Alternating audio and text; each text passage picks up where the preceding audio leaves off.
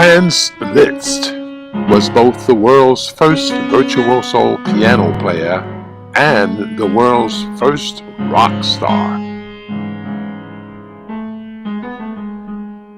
The talented, handsome, debonair artist made women all over Europe swoon at his electrifying piano performances. And Liszt loved the attention of so many beautiful, rich women.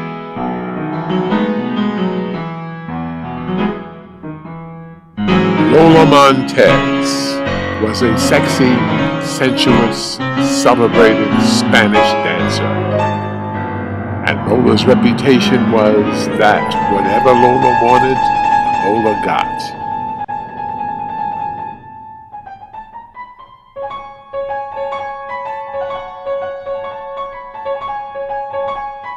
They were both performing during the same week in Dresden, Germany in 1843.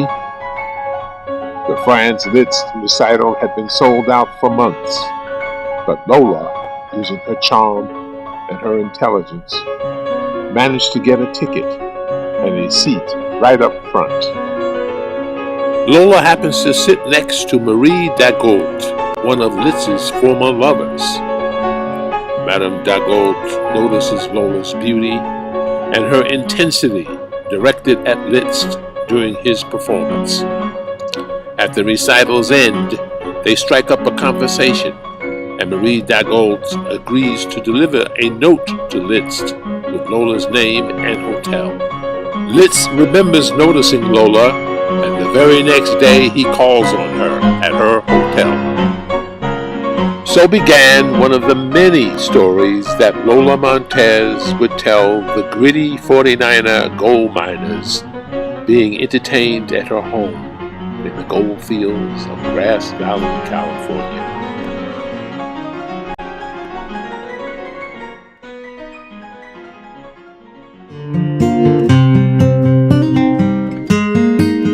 In California, the Klamath Mountains, the Cascade Range, and the Sierra Nevada Mountains surround the Sacramento Valley and the San Joaquin Valley.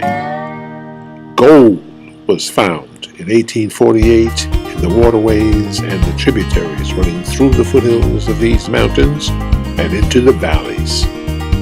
The hunt for gold is over, but the valleys are still rich agricultural areas.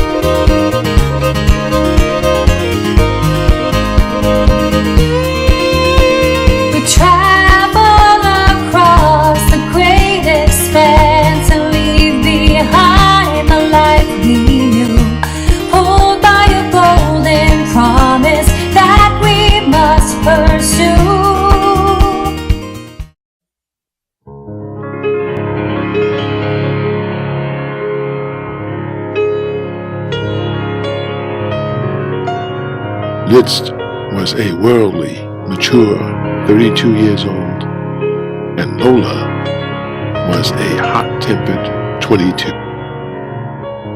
They rendezvous frequently on their performance tours. Their relationship is a stormy one because they are both jealous of each other's many admirers. They traveled together to Paris, the city of light, where Liszt introduces Lola to his friends, many of them intellectuals and impresarios who arrange performances for Lola.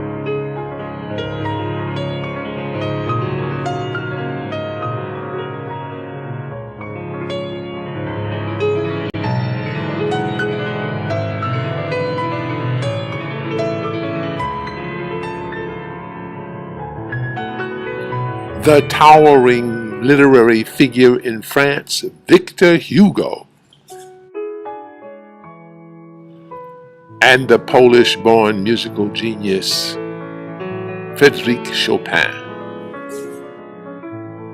and Lucille Dupin, who had to write with a pen name, George Sand, because society did not accept female writers at that time.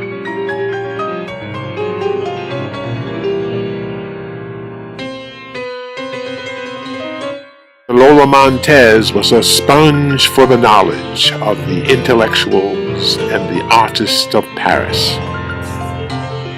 and had many affairs, including one with the pianist Liszt, which ended after she burst in on a dinner party he was holding and danced on the table until she sent a bowl of soup flying into the lap of a duke. Liszt tires of Lola's public jealous outbursts, and he decides to end the affair. While she sleeps, he locks Lola in a hotel room and leaves a hefty sum of money with the management for the damage that he knows she will cause, and he leaves Paris on an extended tour. Lola was tough-minded and fearless. It was in Paris that she started carrying a cowhide whip to ward off unwelcome advances.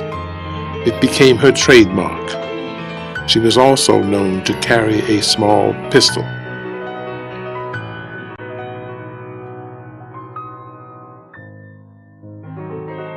Lola stays on in Paris and continues to socialize with the Paris elite.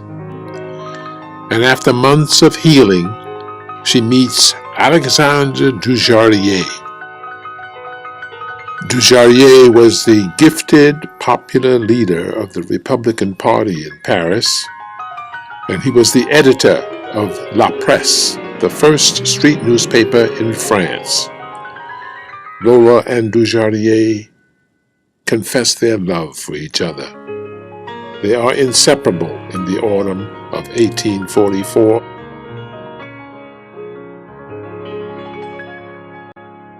They live together in one of his houses. They agree to marry in the spring. Then tragedy strikes.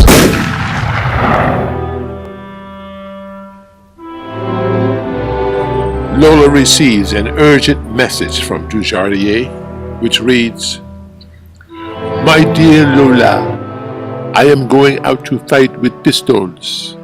This explains why I did not come to see you this morning. I have need of all my calmness. At 2 o'clock, all will be over. 1,000 embraces, my dear Lola, my good little wife, whom I love so much, and the thoughts of whom will never leave me."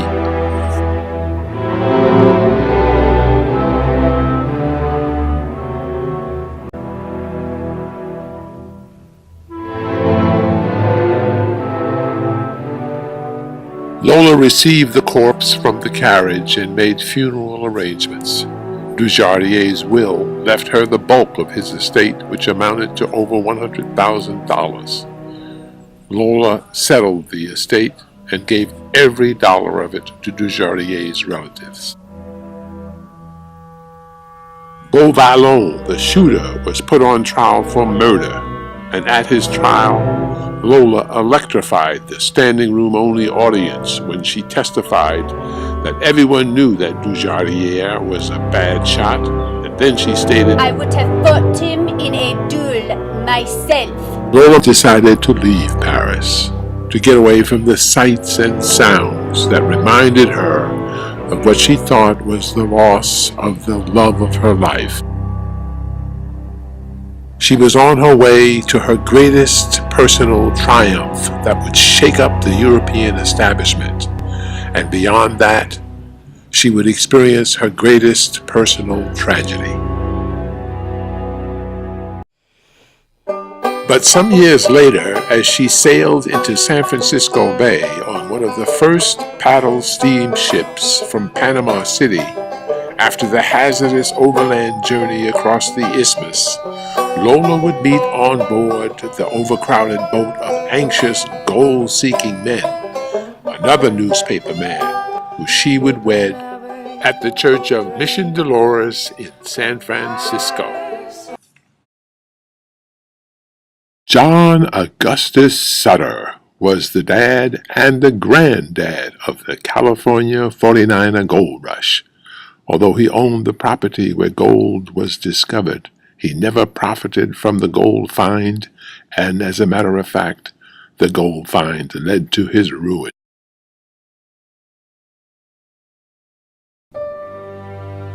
John Sutter was born in 1803 in a small town called Kadern, which is in Germany but on the Swiss border.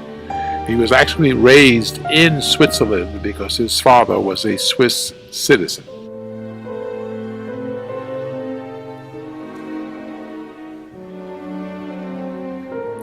As a young man, Sutter joins the military and rises to the rank of captain in a Swiss artillery unit. In 1826, he marries Annette de Belde, the daughter of a wealthy widow, and they have 4 children. He is unsuccessful at business and racks up heavy debts. In 1834, to escape going to jail, he left his family behind and fled to the New World. Although his native language was German, he learned Spanish and English before leaving Switzerland. He also had a facility in French, and he left with a French passport.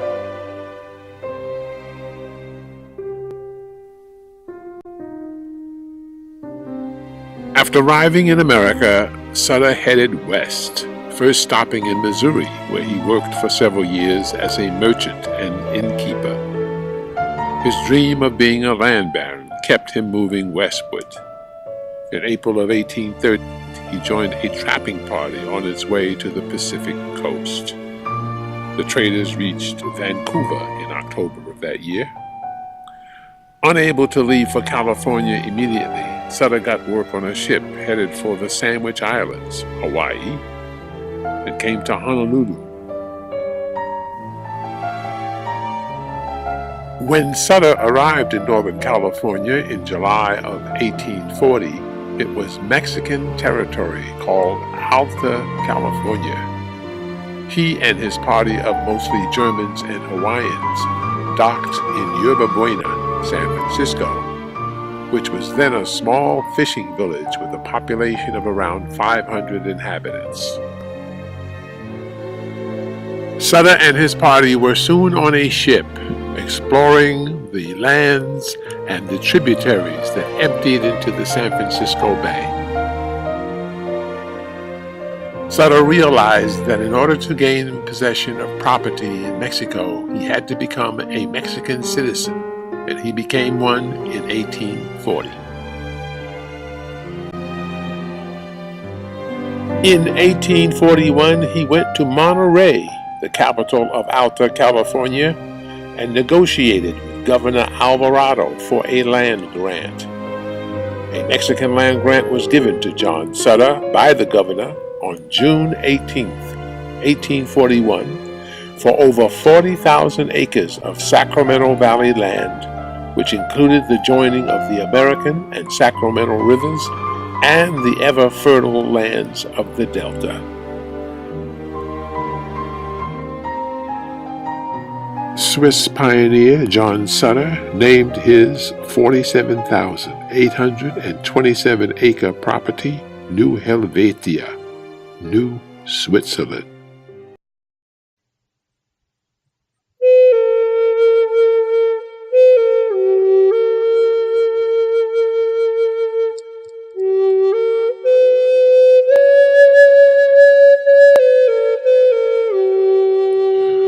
Fort Ross was a Russian colonial property started in 1812, and it was located along the northwestern coast of Alta California. It was started to get furs and agricultural products in support of the larger Russian settlement in Sitka, Alaska, where Russians had extensive fur trading and whaling operations. Fort Ross was the site of California's first windmills and shipbuilding. Russian scientists associated with the colony were among the first to record California's cultural and natural history. For example, Russian naturalists selected the poppy as the California flower.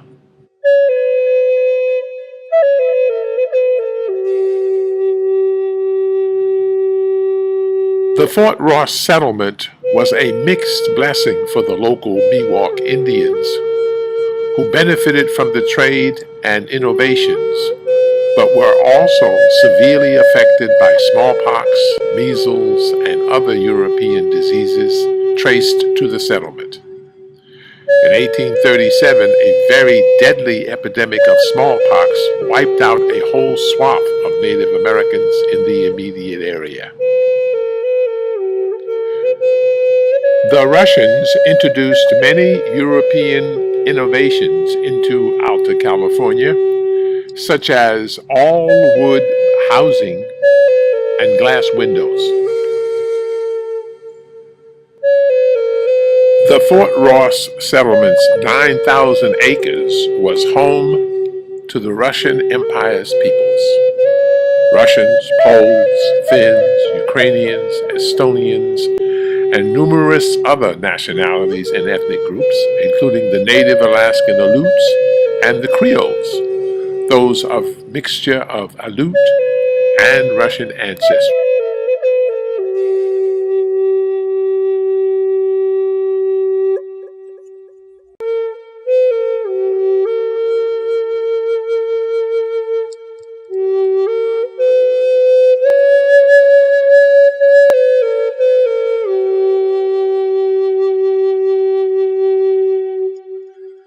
When John Sutter was working his way to Alta California, he traveled to Sitka, Alaska, when he joined a fur trapping group.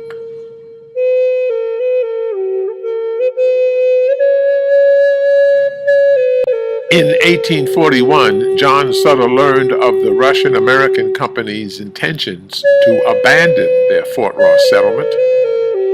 In 1842, Sutter struck a deal with them to obtain the property for an IOU of $30,000. Russian historians assert even today the sum was never paid. Therefore, legal title of the settlement was never transferred to Sutter and still belongs to the Russian people. Sutter family representatives asserted that a payment was made for $19,788 in notes and gold on April the 13th, 1849. The Russians issued a commemorative stamp in 2012 celebrating the 200th anniversary of the Fort Ross and Bodega Bay settlement.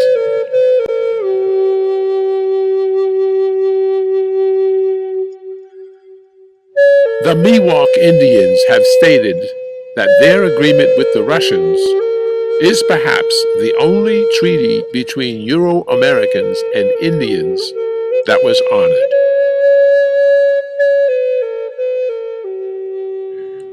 John Sutter wasted no time mounting the cannon from the Fort Ross deal at Sutter's Fort. They proved to be very effective deterrents to Fort Sutter being attacked. But the Sutter gun, as they were called, would cause John Sutter to be captured, put on trial for treason, found guilty, and sentenced to be hanged.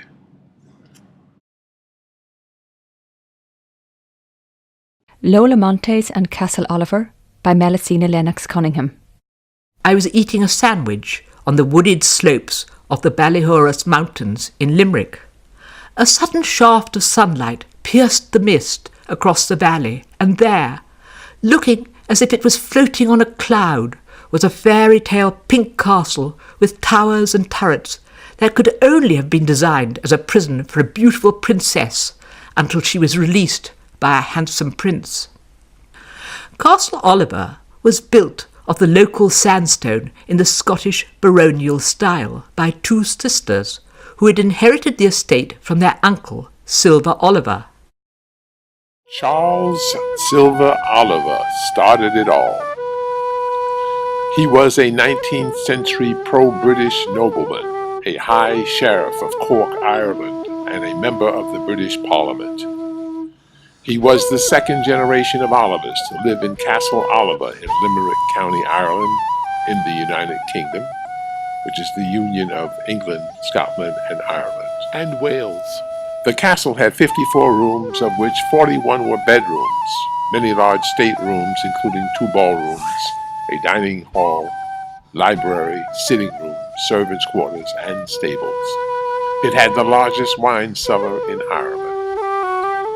Charles Silver Oliver is known the world over for 2 things, one famous and one infamous.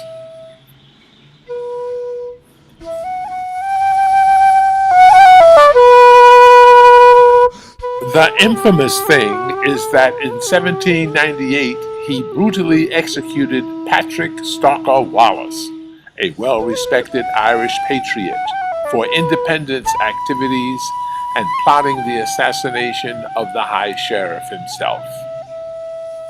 The Irish freedom fighter was hung and quartered, and then his severed head was placed on a stake in the public square to serve as a warning to others. The famous thing is that he kept 2 separate families, both at Castle Oliver.